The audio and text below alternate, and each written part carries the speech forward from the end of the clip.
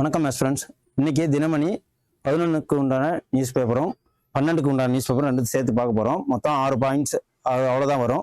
என்னென்ன பாயிண்ட்ஸ் இருக்கும் அப்படின்னு பார்த்தீங்கன்னா, இப்போ லோக்சபா ஸ்பீக்கரை 11ஆம் தேதிக்கு உள்ளதில் என்ன அப்படின்னா அவங்கள ரிமூவல் பண்ணணும். அதுக்குன்னு சில ப்ரொசீஜர் ப்ராசஸ்லாம் இருக்குது. இதுக்கு முன்னாடி நம்ம ஒரு ஷார்ட்ஸ் கூட பார்த்துருக்கோம். அதையும் நான் இதில் பிட் பண்ணுறேன். அதுக்கப்புறம் இன்னைக்கு மார்ச் 12ஆம் தேதி அன்னைக்கு அதில் தோல்வி அடைஞ்சாச்சு.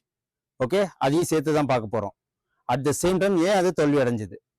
அதுக்கப்புறம் ஸ்ட்ரெய்ட் ஆஃப் ஹார்மோஸில் கிராஸ் பண்ணி வந்த இந்தியாவை சேர்ந்த மாலுமிகள் 2 பேரும் ஒரு கப்பலை வந்து வணிக கப்பல், இது வரைக்கும் 14 கப்பலை வந்து ஈரான் சுட்டு வீழ்த்தியிருக்காங்க. இது வரைக்கும் இதெல்லாம் நடந்தது கிடையாது. ஏன்னா அது ஃப்ரீடம் ஆஃப் இன்டர்நேஷ்னல் சி ரைட்ஸை வந்து அது பாதிக்குதுன்னு சொல்கிறாங்க. இந்தோனேஷியா உள்ள கப்பல் நம்ம கேரளா போர்ட்டுக்கு வர்றதுக்கு அப்போ வீழ்த்தியிருக்கிறாங்க. அது ஒரு பிரச்சனை இருக்குது. ஆல்ரெடி இப்போ இந்த டார்பிடோஸ்ன்னு சொல்லுவாங்க. ஸோ நீர்மூழ்கி கப்பல் மூலயமா யூஎஸ் என்ன பண்ணியிருக்காங்க, இது வரைக்கும் 1945க்கு அப்புறம் இதுதான் ஃபர்ஸ்ட் டைம் ஒரு கப்பலை தாக்குறது. ஸோ டார்பிடோ மூலியமா ஐஎன்எஸ் டென்னா, ஐரிஷ் டென்னா அப்படிங்கிற ஒரு கப்பலை, ஈரானோட கப்பலை தாக்குனாங்க. ஸோ இதே மாதிரி ஏகப்பட்ட ஃபேக்ட்ஸ் மட்டும் தான் பார்க்கணும். ஓகே, எக்ஸாம் பாயிண்ட் ஆஃப் வியூல நமக்கு அது மட்டும் போதும். ஸோ இதில் நம்ம பார்ப்போம். இப்போ பொருளாதார பிரச்சனைகள் ஏற்பட்டிருக்கு. வாழ்வாதாரம் இப்போ கொரோனாக்கு அப்புறம் என்ன நடக்குதோ அதே மாதிரி இப்போ வாழ்வாதாரமே மாறப்போகுது.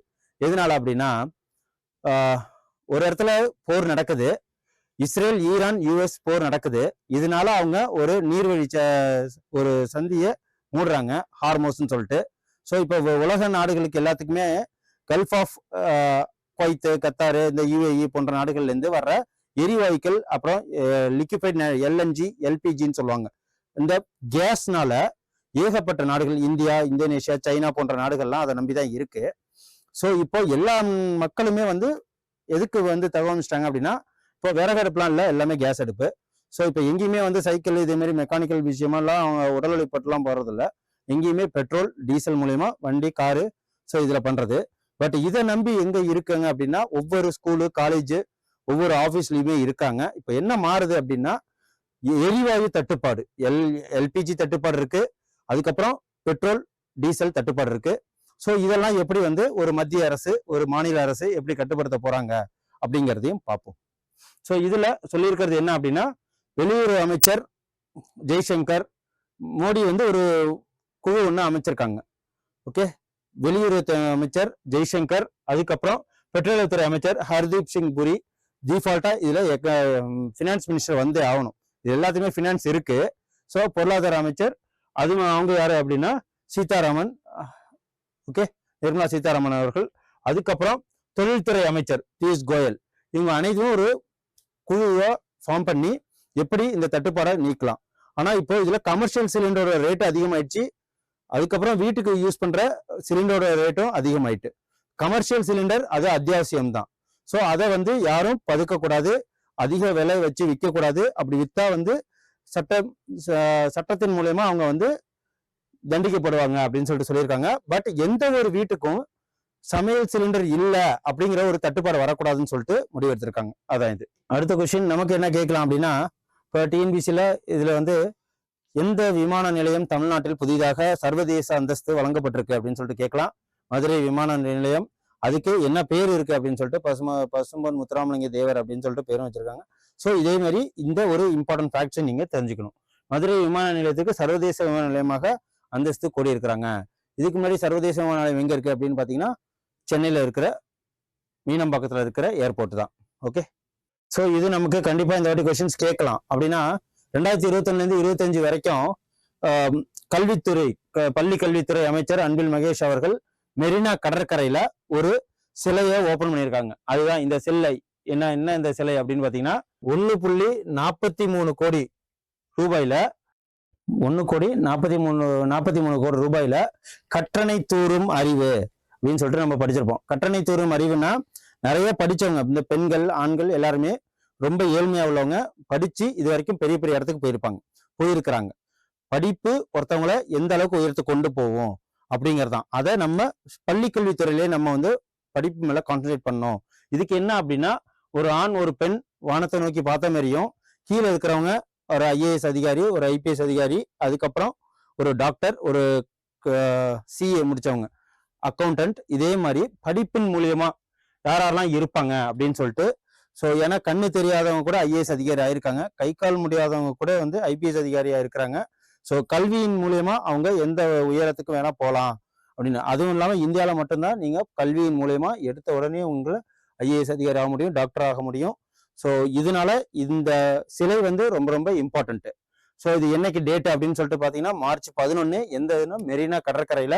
அமௌண்ட் எவ்வளோ இதுல அப்படின்னு கேட்க மாட்டாங்க. எந்த துறை அப்படின்னு பார்த்தீங்கன்னா பள்ளி கல்வித்துறை. ஓகே, அதுதான் இது.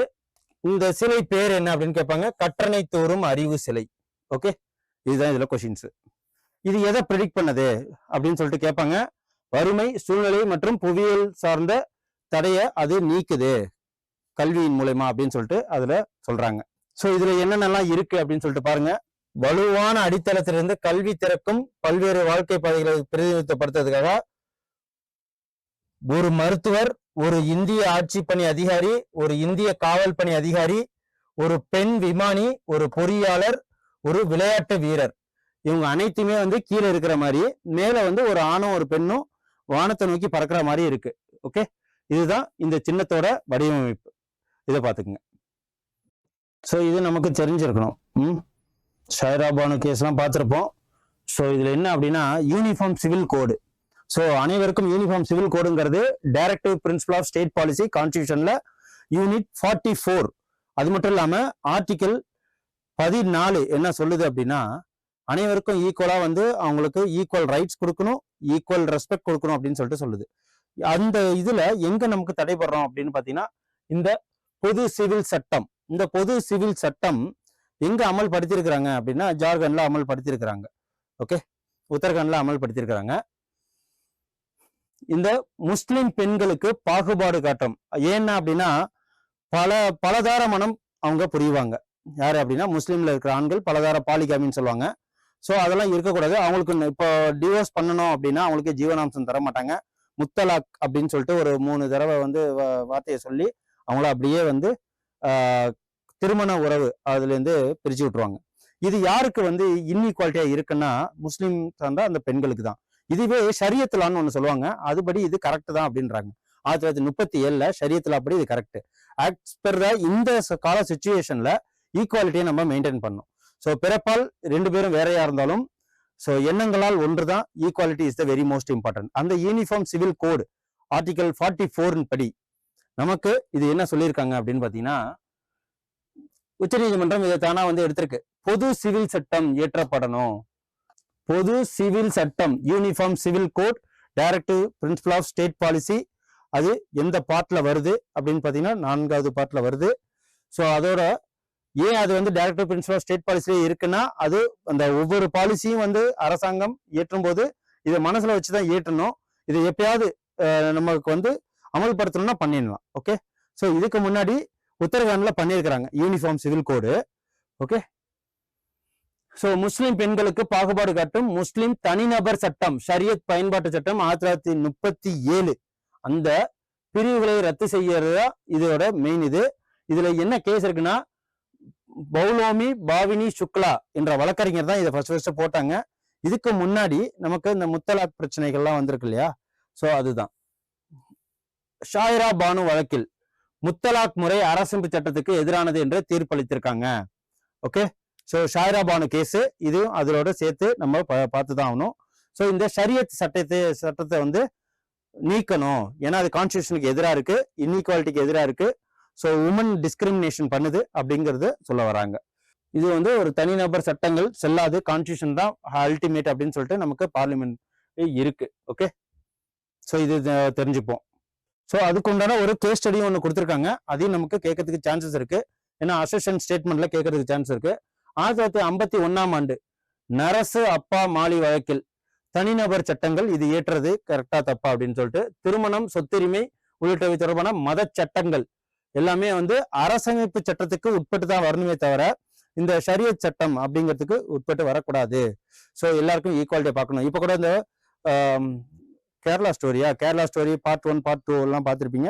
அதில் எவ்வளோ கொடுங்க சாப்பிட்றது எப்படி ஒருத்தவங்களுக்கு ரைட்ஸ், அவங்கவுங்க என்னென்ன சாப்பிடணும் அவங்கவுங்க முடிவு பண்ணணும், பிடிக்கலன்னா பிடிக்கல தான். ஸோ அதில் இதை தான் சாப்பிடணும்னு சொல்லிட்டு வற்புறுத்துறது தவறு அப்படிங்கிற மாதிரி இந்த ஒவ்வொரு விஷயத்திலுமே டிஸ்கிரிமினேஷன் கூடாது அப்படின்னு சொல்லிட்டு சொல்றாங்க.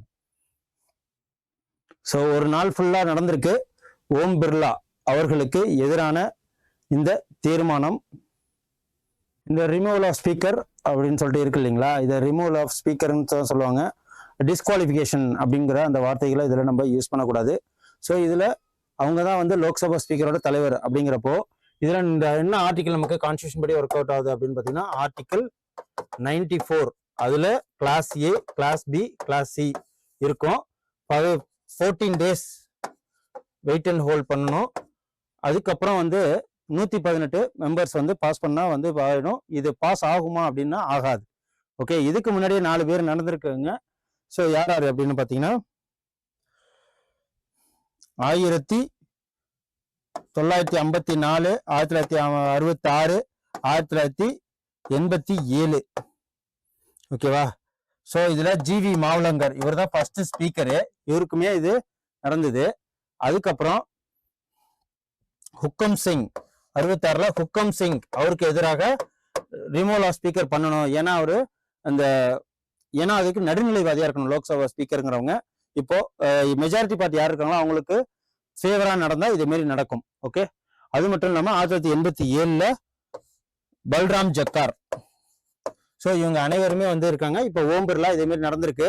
பட் இவர் 2014 பிஜேபியின் மூலியமா லோக்சபா ஸ்பீக்கரா இருந்தாலுமே இப்போ போன வாட்டி நடந்துச்சு, இந்த வாட்டி நடந்துச்சு. ஆனா இந்த வாட்டி இவரு இந்த ரெசல்யூஷன் பாஸ் ஆகாது. ஓகேவா?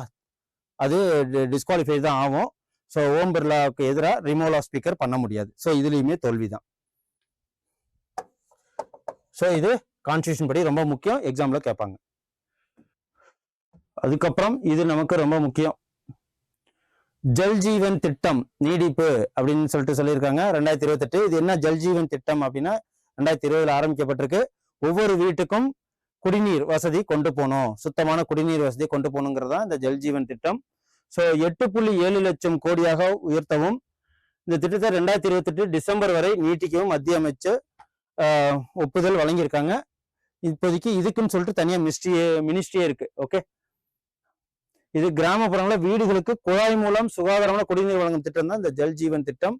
ஸோ இதுல மினிஸ்ட்ரி ஆஃப் ஜல் ஜீவன் சொல்லிட்டு இருக்கு. அது என்னன்னு சொல்லிட்டு நீங்க இப்போதைக்கு ஜல் ஜீவன் மினிஸ்டர் யாரு அவர் பேரை வந்து நீங்க கமெண்ட் பண்ணுங்க.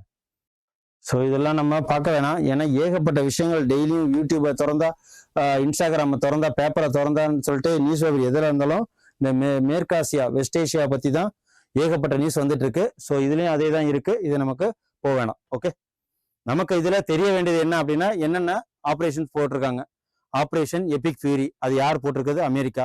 ஆப்ரேஷன் ரோயர் லயன் அது யார் போட்டிருக்கிறது அப்படின்னா இஸ்ரேல். இது யார் மேல தாக்குறாங்க? அதுக்கப்புறம் ஸ்ட்ரெயிட் ஆஃப் ஹார்மோஸ் இது எத்தனை கிலோமீட்டர்? அப்புறம் கல்ஃப் ஆஃப் ஏடன் எங்க இருக்கு? Gulf of Oman. ஸோ அது எங்க இருக்கு? எந்த லேண்ட் லாக்கர்ல இருக்கு? அரேபியன் சீயோட தெரிஞ்சிருக்கணும். அதுக்கப்புறம் இந்த ஒரு ஃபேக்ட்ஸ் மட்டும் தான். இப்போ ஐரிஸ் டென்னா அப்படிங்கிற கப்பலை தகர்த்து எடுத்திருக்காங்க. அது என்னன்னு பார்க்கணும். சயின்ஸ் அண்ட் டெக்ல டார்பிடோ அப்படின்னா என்ன? இது வரைக்கும் 1945 பண்ணாங்க, ஏன் இப்போ பண்ணியிருக்கிறாங்க. அதுக்கப்புறம் ஐரிஷ் ஈரானோட ஒரு 3 கப்பல் வந்து இந்தியாவில் டாக் பண்ணியிருக்கிறாங்க, கொச்சின்ல கூட. ஸோ அதோட பேர்கள்லாம் என்ன அதுதான் தெரியணும். ஸோ இதே மாதிரி நமக்கு எக்ஸாம் பாயிண்ட் ஆஃப் வியூல தெரிஞ்சாலே போதும். அதுக்கப்புறம் நம்ம எவ்வளோ கத்தார்லேருந்து எவ்வளோ எல்பிஜி வாங்குறோம், எவ்வளோ எண்ணெய்கள் வாங்குறோம், அதாவது அது மூலயமா பொருளாதாரத்தில் எந்த அளவுக்கு இருக்குன்னு சொல்லிட்டு இதே மாதிரி ஃபேக்ட்ஸ் ஓரியன்டா மட்டும் தான் நம்ம போகணும். ஓகே, இது மியூச்சுவல் ஃபண்டு, பங்கு சந்தையில மியூச்சுவல் ஃபண்டு ஏகப்பட்ட 8% வந்து உயர்ந்திருக்கு. மியூச்சுவல் ஃபண்ட்னா என்னன்னு தெரியும், எஸ்ஐபினா என்னன்னு தெரியும், சிஸ்டமேட்டிக் வித்ட்ரால் ஃபண்ட்னா என்னன்னு தெரியும் இல்லையா? அதுல தான் சந்தை ஏற்ற இறக்கங்கள் மத்தியிலும் பிப்ரவரியில வளர்ச்சி ஏற்றிருக்கு. மியூச்சுவல் ஃபண்ட்ல 8% வளர்ச்சி. ஓகே, ஸோ மாதம் சம்பளம் வாங்குறவங்க, பிசினஸ் பண்றவங்க என்ன பண்ணுவாங்க, ஒரு சம் அமௌண்ட் மாசம் 5000, 1000 இல்லைன்னா 10,000 போடுவாங்க. அப்படி இல்லை நிறைய பணம் வச்சிருக்காங்க, 10 லட்சம் 20 லட்சம் 1 கோடின்னு வச்சிருக்கவங்க சிஸ்டமேட்டிக் வித்ட்ரால் ஃபண்ட் மூலயமா அதுல போட்டுட்டு மிட் கேப் ஸ்மால் கேப் மூலயமா லாங் டேர்ம் மூலயமா அதை சிஸ்டமேட்டிக்கா வித்ட்ரால் பண்ணிட்டு இருப்பாங்க. ஸோ அதுல தான் இதுல சொல்றாங்க. எவ்வளவு ஸ்திரத்தன்மை இல்லைனாலும் ஜியோ பாலிட்டிக்ஸ்ல ஆனா இன்வெஸ்ட் பண்றது இந்தியாவில் நடந்துகிட்டே இருக்கு. அதுக்கப்புறம் ஐசிசி கனவு அணின்னு சொல்லிட்டு ஒன்று சொல்லியிருப்பாங்க. இந்த வாட்டி T20 வேர்ல்டு கப்ல இந்தியா தான் சாம்பியன்ஷிப் பட்டம் வென்றிருக்கு. இதுல என்னென்ன நமக்கு எக்ஸாம் பாயிண்ட்ல கேட்பாங்க, யார் வந்து தொடர் நாயகன் விருது வாங்கினாங்க? சஞ்சு சாம்சன். அப்போதைக்கு யார்? பும்ரா அவர்கள் ஆட்ட நாயகன் விருது வாங்கினாரு. இதை கேட்பாங்க. அதிக ரன் அடிச்சது யாரு அப்படின்னு சொல்லிட்டா பாகிஸ்தானை சேர்ந்தவர். அதே மாதிரி சஞ்சு சாம்சன்னால தான் நம்ம இந்திய அணி வெற்றி பண்ணது. 3 ஏன்னா 3 தடவை நம்ம இதில் வெற்றி பெற்றிருக்கோம். ஓகே, யார் யார் அப்படின்னா 2007, 2024, 2026. ஸோ இது 2024-26ங்கிறது கண்டினியூஸாக வந்தது. ஸோ தோனி அவர்கள் பேரை கேட்க போறது இல்லை. ஸோ 2024 ரோஹித் சர்மா, இப்போ யாருன்னா சூரியகுமார் யாதவ் கேப்டன்ஷிப்ல, யாரோட கோச்சுனா கம்பீரோட இதுல. அது மட்டும் இல்லாம இந்த வாட்டி அண்டர்-19 வேர்ல்டு கப்பும் நம்ம தான் ஜெயிச்சிருக்கோம். ஸோ அதையும் பார்த்தோம். அதுக்கப்புறம் உமன்ஸ் வேர்ல்டு கப்ல 50 ஓவர் விளையாட்டுல அதுலயும் நம்ம சாம்பியன்ஷிப் பெற்றிருக்கோம். ஸோ இது அனைத்துமே இந்த வருஷம் ஃபுல்லாவே வந்து நமக்கு இருக்கு. அந்த ஒவ்வொரு இதுலுமே வந்து ஐசிஐசி கனவு அணின்னு சொல்லிட்டு ஒன்னே தேர்ந்தெடுப்பாங்க மொத்தமா. இதுல இந்த வாட்டி யார் வந்து ஹோஸ்ட் பண்ணது இந்த T20 வேர்ல்டு கப் அப்படின்னா இலங்கையும் இந்தியாவும் சேர்ந்துதான். ஃபைனல் மேட்ச் எங்க நடந்தது அப்படின்னு சொல்லிட்டு கேட்பாங்க. அகமதாபாத்ல இருக்கிற நரேந்திர மோடி ஸ்டேடியத்துல நடந்திருக்கு. அது 1 லட்சம் பேர் கிட்டத்தட்ட பேர் உட்காரலாம். ஸோ அதையும் நமக்கு ஃபேக்ட்ஸா தெரியணும்.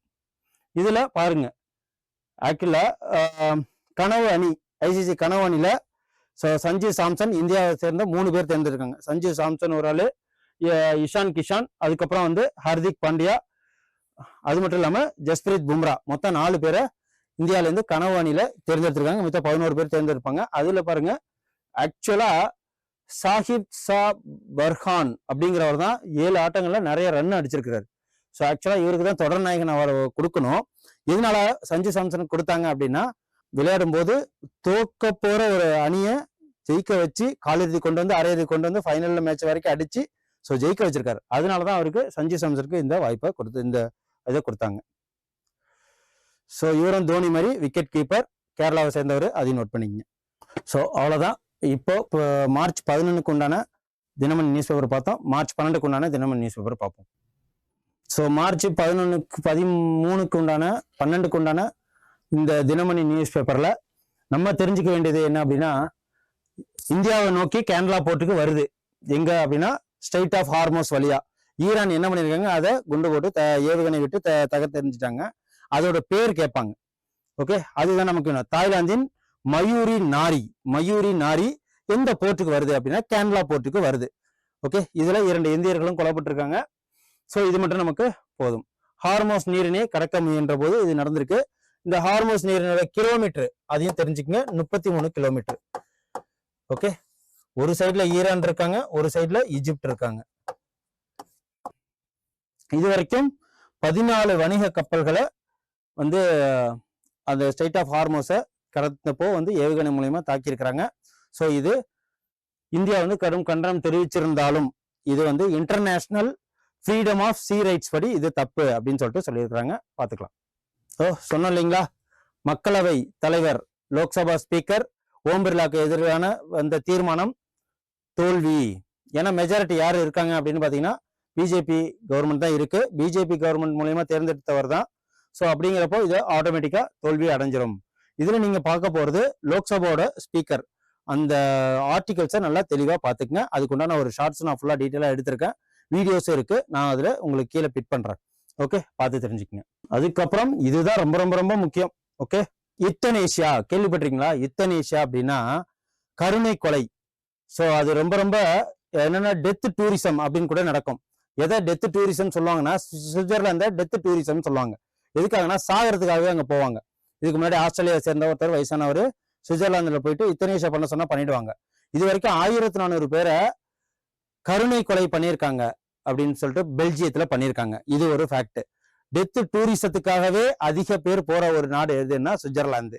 ஸோ மத்த இதெல்லாம் பார்த்தாலும் ஸோ அதுதான் இது வரைக்கும் இல்லாத அளவுக்கு ஒரு எய்ம்ஸ் மருத்துவமனையில 2013 நினைக்கிறேன், அப்போ 4வது மாடில இருந்து கீழே விழுந்திருக்கிறாரு. அவருக்கு கருணை கொலை கொடுக்கணும் அப்படின்னு சொல்லிட்டு அவங்க அப்பா அம்மா கேட்டிருக்காங்க. ஸோ அதை உச்சநீதிமன்றம் கொடுத்து கருணை கொலை பண்ணிடலாம் அப்படின்னு சொல்லியிருக்காங்க.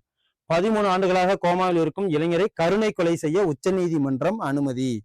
ஓகே, அவர் பேர் என்ன? அதுக்கு பேர் என்ன அப்படின்னா கண்ணியமான மரணடைய செய்யறது இந்த கருணை கொலைன்னு சொல்லுவாங்க. அதுக்கு பேரு யுத்தனேஷியா. ஸோ இது வரைக்கும் எத்தனை நாடுல இருக்கு அப்படின்னா 7 நாடுகள்ல இருக்கு. ஸோ அப்படிங்கிறப்போ அது என்னென்ன நாடு? ஸோ உத்தரப்பிரதேச மாநிலம், இது நம்ம தெரிஞ்சுப்போம். உத்தரப்பிரதேச மாநிலம் காஜியாபாத்தை சேர்ந்த பஞ்சாப் பல்கலைக்கழக மாணவரான ஹரிஷ் ராணா அவருக்கு தான் வந்து இது வரைக்கும் இந்தியாவிலேயே முதல்ல கருணை கொலை கொடுக்கறதுக்கு சுப்ரீம் கோர்ட் அனுமதிச்சிருக்கு. ஸோ ஹரிஷ் ராணா இது ரொம்ப ரொம்ப முக்கியம். இந்த யுத்தனேஷியா இது வரைக்கும் கொடுத்ததே இல்லை. ஸோ இதுதான் பஞ்சாப் பல்கலைக்கழக மாணவரான ஹரிஷ் ராணா. 2013 இது நடந்திருக்கு. இப்போதைக்கு தான் அது அனுமதி கொடுத்துருக்காங்க. ஸோ பார்த்துக்கலாம். ஆனால் இதுல நமக்கு தெரிய வேண்டியது, ஸோ ரிட் பெட்டிஷன் மூலயமா தான் நடந்திருக்கு. இதுல இது வரைக்கும் 7 நாடு யுத்தனேஷியாவுக்காக பண்றாங்க இல்லையா, இந்த கருணை கொலை. ஸோ இதுல டெத் டூரிசம் நடக்கிறது எங்க அப்படின்னா சுவிட்சர்லாந்து. ஸோ பெல்ஜியம், இது நோட் பண்ணிக்கங்க, பெல்ஜியம், நெதர்லாந்து. ஸோ இதெல்லாம் வந்து 2002 நெதர்லாந்து, பெல்ஜியமு, அதுக்கப்புறம் லக்சம்பர்க். ஸோ இதுதான் வேர்ல்டுலயே வந்து சம்பளம் அதிகமா இருக்கும், ஹாப்பியஸ்ட் கண்ட்ரின்னு கூட சொல்லுவாங்க லக்சம்பர்க். ஸோ அதுக்கு எங்க அப்படின்னா 2009. ஸோ கொலம்பியாலாம் 2015, கனடா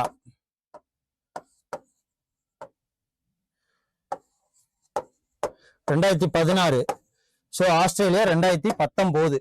ஓகே, ஸோ இது மூலயமா நடக்குது டூரிசம், டெத் டூரிசம்னு போற இது சுவிட்சர்லாந்து. இதையும் பார்த்துக்குங்க. ஸோ இது ரொம்ப முக்கியம். நான் ஒரு ஷார்ட்ஸ் கண்டிப்பாக பண்ணி போடுறேன். இதுலேருந்து கொஸ்டின்ஸ் வர்றதுக்கு 100% சான்ஸ் இருக்கு. ஏன்னா அந்த பேர் தான் ரொம்ப முக்கியம். பேர் யாருக்கு இது வரைக்கும், ஏன்னா இந்தியா யாருக்கும் கொடுத்தது இல்லை. ஸோ அதனால இதை தெரிஞ்சு வச்சுக்கிறது முக்கியம். அவர் பேர் என்னன்னா ஹரிஷ் ராணா அப்படிங்கிறவரு. ஸோ அதையும் தெரிஞ்சுக்கங்க. ஸோ இது மட்டும் தெரிஞ்சுப்போம். என்னன்னா வெனிசுலாவை கைப்பற்றின பிறகு பெத்ரோ அப்படிங்கிறவரை போதைப் பொருள் கடத்தினாருன்னு சொல்லிட்டு அவரை கடத்திட்டு போன பிறகு, அவரை கைது பண்ண பிறகு வெனிசுலாவை ஃபுல்லாவே அமெரிக்கா கைப்பற்றிட்டு, அமெரிக்காட்ட இப்போ வெனிசுலா எவ்வளோ எண்ணெய் இருக்கு அப்படின்னு பார்த்தீங்கன்னா, அவங்கள்ட்ட தான் இப்போ ரஷ்யாவை கம்பேர் பண்றப்போ, கல்ஃப் கண்ட்ரியை கம்பேர் பண்றப்போ வெனிசுலால அதிகமான ஒரு பெட்ரோலியம், அந்த கச்சா எண்ணெயோட ரிசர்வ் இருக்கு. அவங்களுக்கு என்ன பண்ண தெரியல அப்படின்னா, அந்த கச்சா எண்ணெயை அவங்க டெவலப்மெண்ட்டாக கொண்டு போக தெரியல, குரோத்தாக கொண்டு போக தெரியல. கரப்ஷன் அதிகமானதுனால அந்த நாடு வந்து ரொம்ப ரொம்ப ஏழ்மை நிலைக்கு போணுச்சு. ஸோ அதெல்லாம் பார்த்து என்ன பண்ணிட்டாங்க அப்படின்னா, இப்போ அமெரிக்கா அந்த இதை வச்சுக்கிட்டு ஷெல் கம்பெனின்னு ஒன்று இருக்கு. அவங்க தான் வந்து 50 வருஷத்துக்கு அப்புறம் புதுசாக ஒரு ரிஃபைனரி ஒன்று கட்டியிருக்காங்க. இதில் நம்ம இந்தியாவை சேர்ந்த ரிலையன்ஸ் நிறுவனம் ஸோ கிட்டத்தட்ட $30,000 கோடி இன்வெஸ்ட் பண்ணியிருக்காங்க. அது எவ்வளோ அமௌண்ட்னு பார்த்தீங்கன்னா 27.6 லட்சம் கோடி. ஸோ அதில் தான் இது டெக்சாஸ் மாகாணம் பிரவுன்ஸ்வில்லியில் அமைக்கப்பட்டிருக்கு இந்த கச்சா எண்ணெய் ரிஃபைனரி ஆலயம். அடுத்து நமக்கு தெரிய வேண்டியது இது புற்றுநோய் தரவுகள். புற்றுநோய்க்காக பிரத்யேகமா ஒரு போர்ட்டல் வெளியிட்டிருக்காங்க. அது பேர் என்ன அப்படின்னா தமிழ்நாடு கேன்சர் இசெட், TNCREST அப்படிங்கிறது. தமிழகத்தில் பதிவாகும் புற்றுநோய் பாதிப்புகளை கண்காணிப்பதற்காக பிரத்யேகமா ஒரு இணையதளத்தை போர்ட்டலை உருவாக்கியிருக்காங்க. அது பேர் என்னன்னு கேட்பாங்க, TNCREST. ஸோ எல்லாமே வந்து டிஎன்பிசிக்கு தகுந்த மாதிரி, யூபிஎஸ்சிக்கு தகுந்த மாதிரி, எல்லா எக்ஸாமுக்கும் தகுந்த மாதிரி சொல்லியிருக்கிறேன். ஸோ நீங்கள் இதெல்லாம் நோட் பண்ணி எடுத்து வச்சுக்கோங்க. ஸோ ஏதாவது டவுட் இருந்ததுன்னா கமெண்ட் பண்ணுங்கள். எங்கள் சேனலை சப்ஸ்கிரைப் பண்ணுங்கள். டெய்லியும் உங்களுக்கு எக்ஸாம் பாயிண்ட் ஆஃப் வியூவில் தினமணி நியூஸ் பேப்பர் உங்களுக்கு வந்துகிட்டு இருக்கும். நன்றி, வணக்கம். Send a map. You dare to dream, we care to accomplish.